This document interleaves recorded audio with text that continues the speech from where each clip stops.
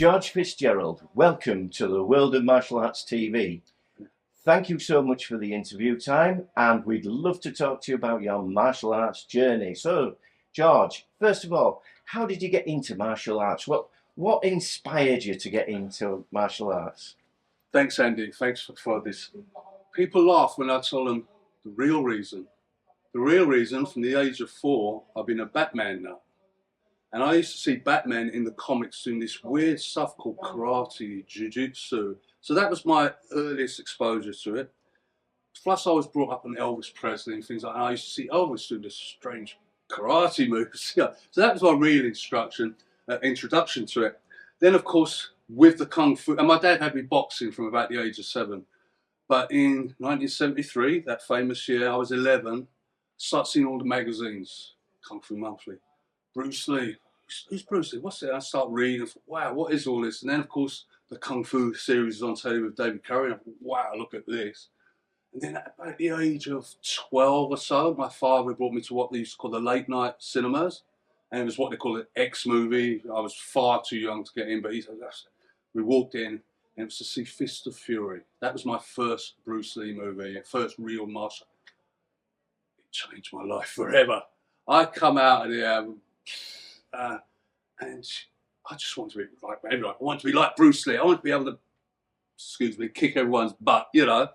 It did change my life forever, and I've never looked back from that point on doing martial arts. I should have said before, I had already been, for about a year or so, I've been doing judo. So that was my real introduction to martial arts. I did about a year of Aikido and dabbled in a few other things. But then my real thing, again, trying to follow the Bruce Lee path. In 1978, I began Wing Chun with Grandmaster Victor Khan, who was an original Yip Man student. Monday, September the 25th at 8 p.m. in 1978, I was 16 years of age. I'd actually gone to him maybe a year before. He was so expensive, I could not afford it. So I started doing paper rounds and all kinds of part-time jobs to pay for it. And I was like a kid in a sweet shop. I think, this man knew Bruce Lee. So supposedly he taught Bruce Lee the first part of Silam Tao. I thought, wow. So I stuck at Wing Chun for many years, several years. And at the same time, I was still, so we call it, dabbling in different martial arts. I've known people who know other martial arts. Like, for instance, I was mentioning my uncle, Irish, he went to America, become a citizen, joined the American Army, and he was actually driving around in a Jeep in Germany with Elvis. Come back to Elvis again. Also, when he was stationed in Korea, he became a black belt in Taekwondo. Now, when I say Taekwondo, and no disrespect to Taekwondo, it had no bearing on what I see as today. He taught me it in an informal way, and it was brutal, and it was hardcore. So I was always doing things like that. Side note, my father, who was much bigger than me, was 6'2". He was known in certain circles as the bouncer. I know that term's been used by another famous martial artist, but it's even on my dad's headstone, the bouncer. So, and I won't go in on camera, I won't go into some of the things he was involved in, but he was involved in a lot of things. And I felt I had a lot of things to live up to. I always joke, our bedtime stories were things like, for those who know, like the Alamo siege, you know? So I was, I don't care, there's 200, I don't care if there's thousands of you, bring it on, you know? So I was brought up with that attitude, and while I was thinking, I thought, I bet if I'm going to be like that, I best learn how to defend myself. So again, that's going back to one of the reasons why I want to do martial arts.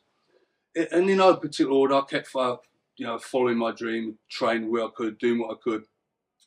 And after I've been at it for several years, I always felt, because of my devotion to Bruce Lee and then Jeet Kune Do, I always felt when I opened my actual, I used to teach for many years. For instance, I used to exchange driving lessons with my instructor. He'd teach me to drive, and I'd teach him martial arts. Yeah, it worked that good. But I officially opened up my school in 1989. And although I wasn't certified in Jeet Kune Do at that time, I thought, well, I'm teaching JKD, you know, but I'm not going to jump on the bandwagon, use his name, blah, blah, blah, blah. It's corny, but I come up with the idea, okay, I'm going to call my school the Tang Lung Combat Academy. Tang Lung, for those who are Bruce, Tang Lung, is your name Tang Lung from Way the Dragon? It was his character name in Way the Dragon. So very corny, but to me it was still my way of referencing Bruce Lee at that time. I ran my school for many years and carrying on, always training, always the eternal white belt. And I train in various things. Again, no particular order. For instance, I've known Master Sken of Muay Thai, very famous in this country. Known him since about 1980. Did my first seminar with him in 1980. Become a crew and instructor in 2008 under him. And whichever martial art I looked at, I did. And my goal is, I mean, I always say punching and kicking, yeah, it's the tip of the iceberg, of that massive iceberg. There's so much more value to what I call the warrior spirit, the black belt attitude. Having said that, my number one premise of doing a martial art is this effective in self-defense? Yeah, I love the sport, but it's not for me. The only time I involved in, I used to do a little bit of judo, and I think about 2 judo competitions, that was all. I did in the late 90s, I got involved in the Russian art of Sambo. That's why I got a broken arm from that, because I wouldn't submit in my first competition, pig-headed. So I did that for several years and competed, and I was fortunate in '98 I did become the British champion or gold medal winner in my weight division at that time. I was a lot lighter then in Russian Sambo. So that's the only time I've really done sport martial arts. Because as I said, everything I did was, is this going to work in the, I hate the term, but in the street for realistic self-defense. Again, in the passing of time, reading about Larry Hartsell, many people think he was Bruce Lee's toughest student. Reading about him, I trained with some other. I've done the original Dan in the Centre seminar with Bob Breen. I think it was, what's that, 1979. I was there and so on. I've trained a seminar with James DeMille, another original student, Jesse Glover.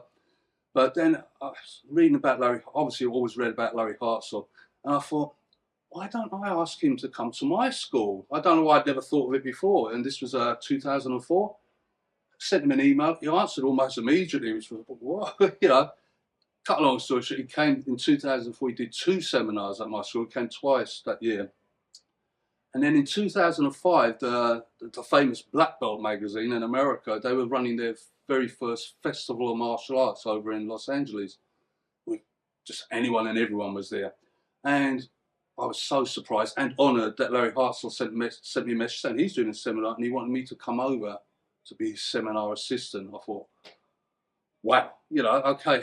So obviously I flew over there, stayed at his house, we trained at the Inner Santo Academy. And a little side note, some of the photos I put up on my social media, there's one of me standing next to Dan Inner Santo in his school. There was only 3 of us in the school. It was Larry Hartsell taking that photo. And then there's one switch around standing here with Larry Hartsell in the Inner Santo Academy, and it was Dan who took that photo. Anyway, so I was his assistant at this festival of martial arts, and I met so many other people. Early on, we mentioned Bob Wall. That's where I met him.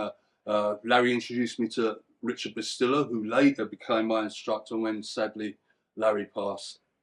So yeah, Larry passed in 2007, and 2008 I invited Richard. Well, Richard was over here doing stuff, and I invited him to do a seminar at my school, and from there I started training under him. He did the seminar at my school.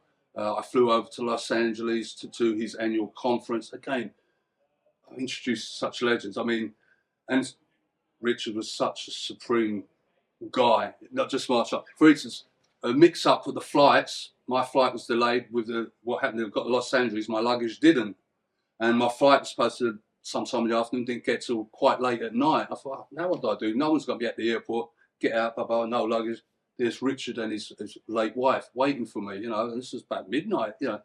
He took me to my hotel, whatever. And later on the next day, he did bring me to the airport, sorted it all out, got my luggage. But that morning, he called at my hotel. He had a spare T-shirt for me to wear because I had nothing to change into, nothing. And he said, let's go to breakfast. Went down to the car, opened up. Sitting in the back was Grandmaster, Senior Grandmaster Kakoi Kanetti of Dossi Paris Eskrima, who I had remembered watching in the early 80s in the Way of the Warrior series on TV. And here we were sitting in the back of the car. And the 3 of us went to breakfast, and I didn't take no photo. People say you've got some fantastic photos, and I have. I'm glad. They don't realise how many photos I missed for whatever reason, you know. I kicked myself. Anyway, so I did all that again, trained with, he'd bring in all different people, trained with Dan and again, and I met Gina Bell. This is going back a bit again.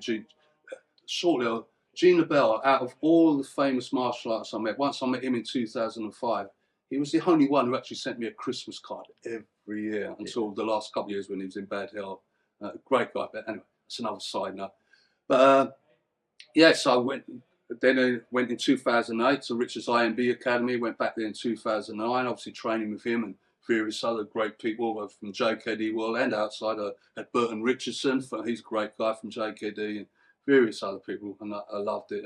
I even led one of the warm-up sessions for the Goka, I'll probably say his name wrong, Goka Chivatian. He was due to teach a Russian Sambo class. He was a little bit late because Richard knew my Sambo background. I started the class, led the warm-up and everything. So, so that was great. Continued to train with him. Again, that's very sadly, I was, for different reasons, I wasn't able to attend his last few seminars here in the UK. And then, like so many people around, I was devastated when he passed away in, get this right, So when did you get your instructorship from? First I was with Larry Hartzell in 2005. Right. And I always hold my hands up. It wasn't a full instructorship. It was a associate instructorship.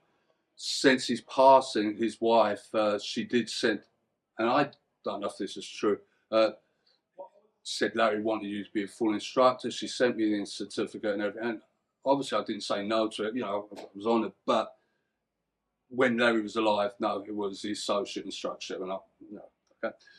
With Richard, I was also an associate instructor. I should have been and could have been like the full instructor. And sadly, for different reasons, I wasn't able to attend his last several seminars in the UK, which I'll always regret. You know, anyway. From there, flip forward a few different years. I'd known Joe Louis, legendary Joe Louis, since actually year 2000 when I first met him in the United States, and I was on his. He used to have a private, what they actually call it now, private instructorship, where each month you get a video teaching you. It was the old VHS videos, and then it changed to each month. Oh, there's my letter. So I was training in that way through him and all the manuals and everything. And then he was over here in the UK, and I had him doing a seminar at my school in 2011, and he was doing a few other seminars. And he actually, when he left my school in May of 2011, it was to go to, I think it was Thailand, to make a movie with Don the Dragon Wilson. And it was during all that period that it was discovered, and sadly, he had brain cancer.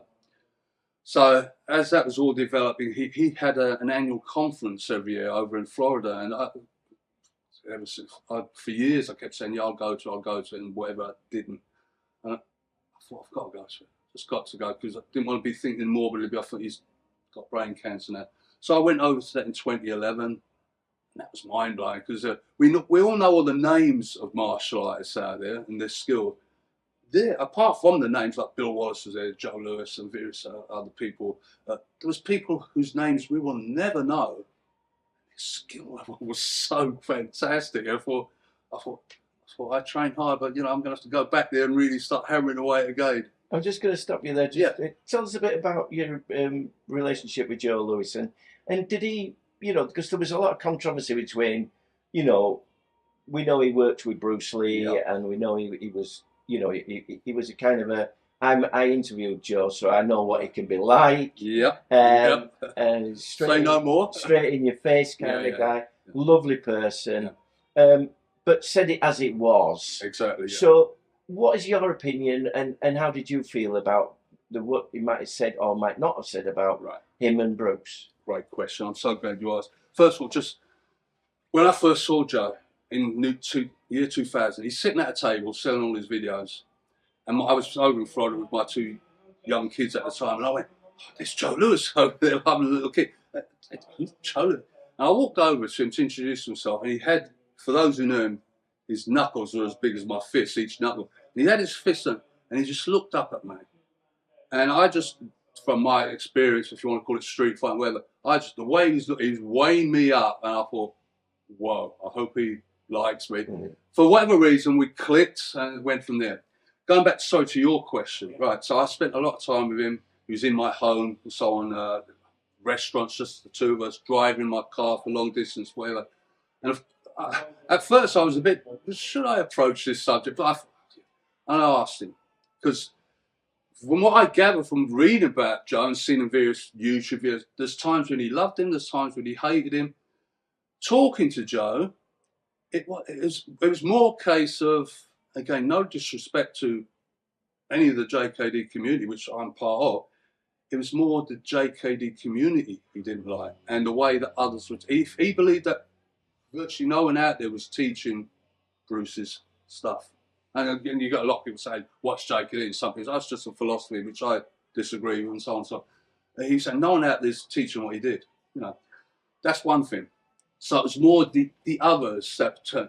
Now the other thing is to be the legend that Joe Louis was, and he did so many achievements. There obviously has to be a lot of ego involved, as with Muhammad Ali or any sport. It's as with Bruce Lee. You know, people say if you could meet anyone, living or dead, who would be? And most people think Bruce Lee. I'm not so sure though. I love Bruce Lee, but I don't know if I could deal with his ego. I don't know, but Joe had a massive ego. So why would he want to keep bigging up someone else? And I know many other martial artists who have come up with the same thing. You know, I can kind of understand it. But Joe said to me a couple of things. He said, there's never been another human being who stood in front of him who moved anywhere near as fast as Bruce Lee. No, not even. And Joe was a big guy, but he was very fast himself. Legendary for that sidekick. He's on a sidekick, couldn't stop it, you know. But he said no one was ever as fast as Bruce Lee in front of him. That's one thing. He said to me, Bruce Lee was the greatest martial arts teacher he ever knew, without a doubt. You know, when it comes to the fighting side, he was a little bit more coyish, is that the word about it? He wouldn't come right out and say it. But just from my own gathering, I believe he knew, they all knew that Bruce was the real thing. And I'm talking about, no, not getting out there doing the point fight, not even getting into a full concept match. You're talking about a real blood and guts, nasty, horrible business street fight. As far as I'm concerned, it was Bruce Lee. Anyway, and I have heard from different stories, I won't mention names, different people I've trained with, JKD people. They said, no, we did watch Joe spar with Bruce Lee. And Bruce was playing with him. I don't know. I love Joe, you know, I love Joe. But I love Bruce Lee, even though I never met him. The other thing I say, not just Joe, but to all of them, and the modern generation, somebody who's just an actor, but that generation who now say, yeah, but he never fought, he's got no, but none of them said it to his face when he was alive. None of them. The closest that comes to it, you probably know the story that one of Joe's ex-wives accused Bruce Lee of whatever, chatting her up, whatever the word is, and Joe went around to confront him at the door, bang, knocking on the door, having a go at him, and Bruce Lee said, Linda, come out and listen to what he's saying, you know. And from what I've heard, Joe kind of walked away with tapped his toe between his legs, which I hate saying because I love Joe, you know. Again, if he really believed that Bruce had done something, and what had he done to Bruce Lee? Do you know what I mean? But I hate in one way answering that question because I love Joe Louis, and he was brilliant, he's brilliant, and I love Bruce Lee. Maybe the last one I was saying it. When I was blessed to become a black belt under Joe Louis, we were in this big banquet feast, and the who's who of martial arts, because they all knew Joe's health. And Linda Lee was there. Now she got up on stage and she was talking, and the things she was saying, the thing about you thought she was talking about Bruce Lee, and then at some point she was talking. No, she's talking about Joe. You know, how everything else. Now, Joe had his back to me, and he was 10 feet away from me or something like that, and he was sobbing his heart out. And all I can say, whatever he eventually thought of Bruce Lee as a fighter or anything, I know he loved Bruce Lee. So that's all that matters to me. Mm. His ego and his, as a martial artist, you have to have belief in yourself. Mm. He probably would think, no, I could beat Bruce, of course I could. You have to, you know. But what's important to me is it was so obvious he loved Bruce Lee. Mm. Anyone who watches a video and you see him maybe putting him down a bit or that, he had his moods, as you know, but a lot of it is just he's tired of being asked about Bruce Lee when he had his own thing and so on and so on. But he loved Bruce Lee. Yeah.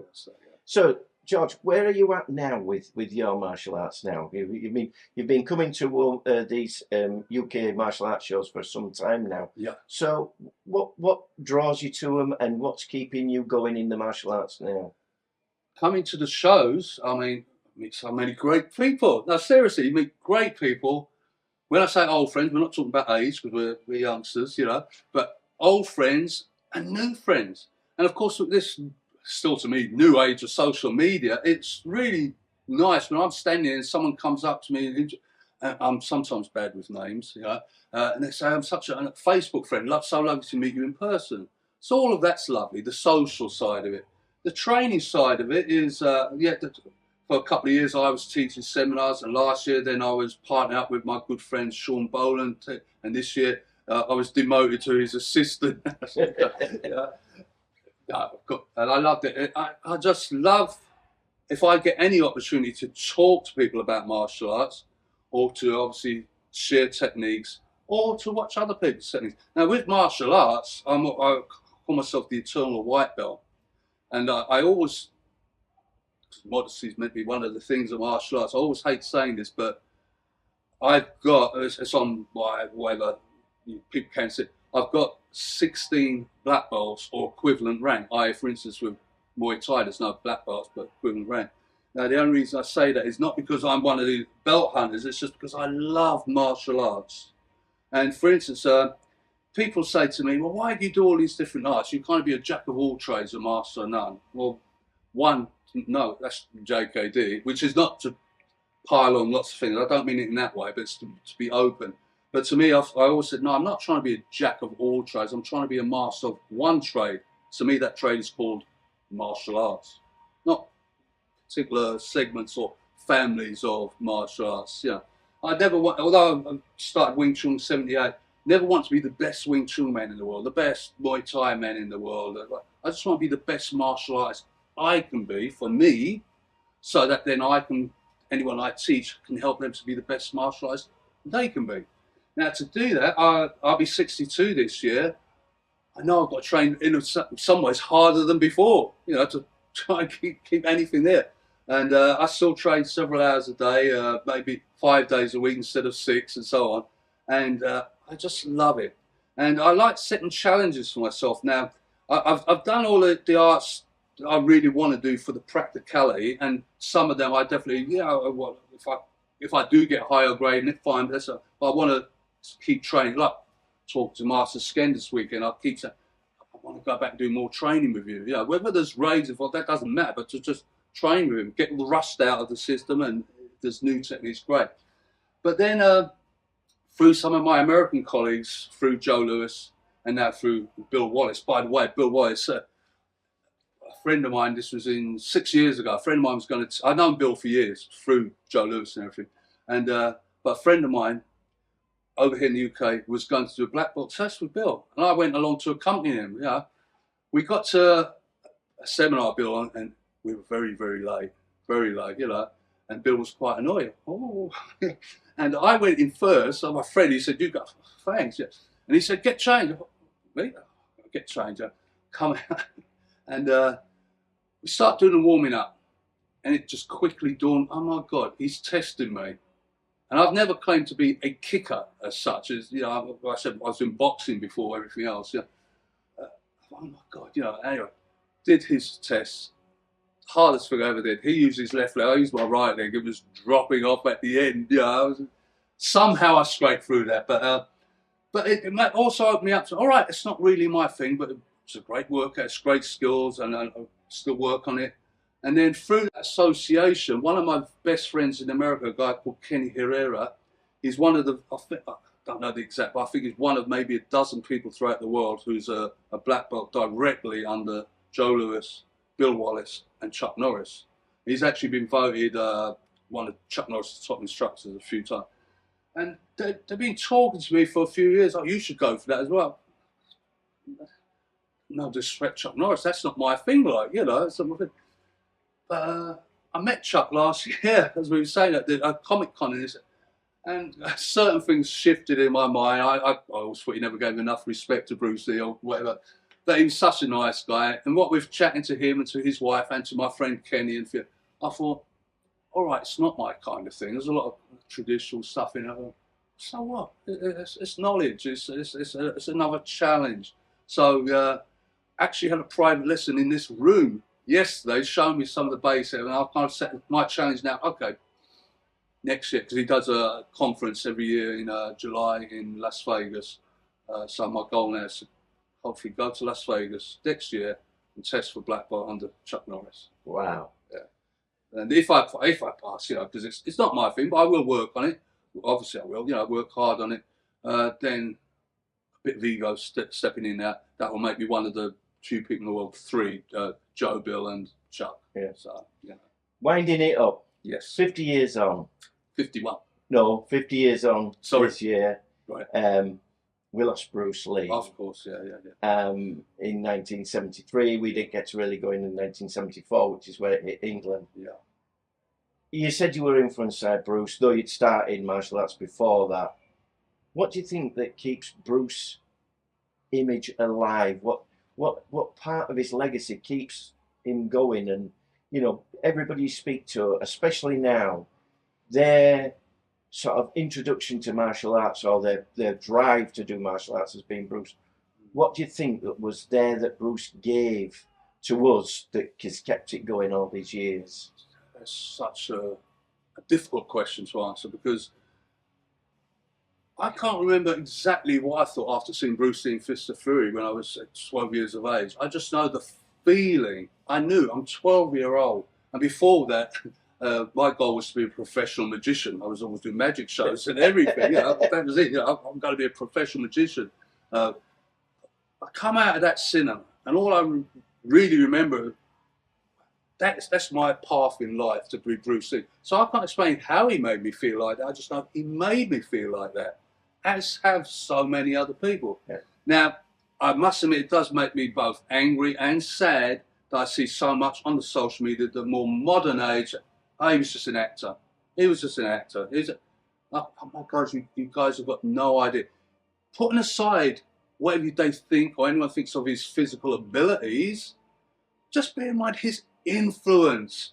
I don't think we would be having this show or any of the current movies. What they call Any Marvel. Any of the movies. You don't see a movie without martial arts. What was it before that? John Wayne. I'm a big John Wayne fan, but yeah, that's it. You know, actually saw a little bit of, I remember Elvis, Roustabout, I think it was 1968. Well, that's karate, that's not fair, you know. So there's little bits of it creeping in, but and the Kung Fu series, you might even say, I definitely don't. I think it would have been a flash in the pan.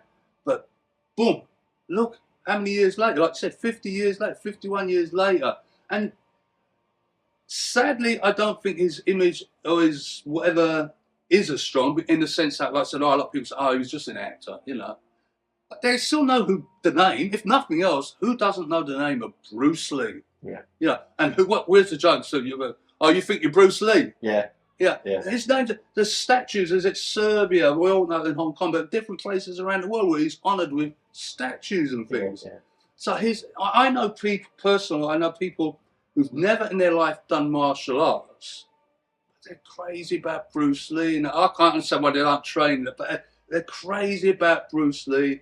A friend of mine is from Pakistan, and he said, not that many years ago, some years ago, he went to Pakistan. He was in some little village somewhere in Pakistan. He went to, I suppose it was a newsagent, but a shop, and he couldn't believe there's all these Bruce Lee magazines in some rural place in Pakistan.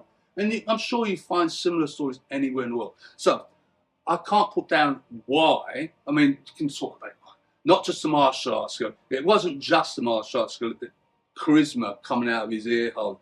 Some of his early students, I can't remember the names, they were 6 foot plus. And they used to say, you walk down the street with Bruce Lee and they felt small next to him. It was just that charisma bursting out of his every pore. So he had it all. He had the martial arts skills. He had the charisma. And there's been a lot of great martial arts, some friends of mine who've made movies. And you look at them and think, yeah, okay. They just don't have that complete package, you know. To me, he had it all. The charisma, the martial arts skill. Who knows what would have happened if he lived longer. Everyone says how terrible it was that he died. Of course it was. Who knows though? Because people say, well, what do you think? That I don't know, not mind really. It might have gone to his head.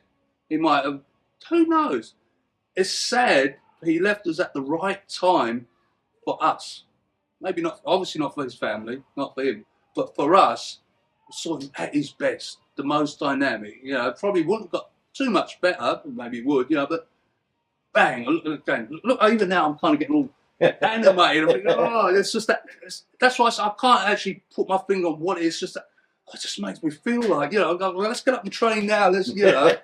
And so after 51 years of training, and I'll be 62, yeah, I just, oh, come on, I've got to do some more. I've got to do, you know, what can I do next? Like, you know. And again, it's not a case of piling on art after. I'm not talking about that, because people also say to me, well, how come you've done blah, blah, blah, all these different martial arts, and you know, don't you get confused? I said, well, no, because I'm very careful which arts I teach, and even which teacher teaches that particular art, and I look more at the similarities than the differences. Again, as Bruce would say, there's only so many ways someone can punch and kick. Do you know what I mean?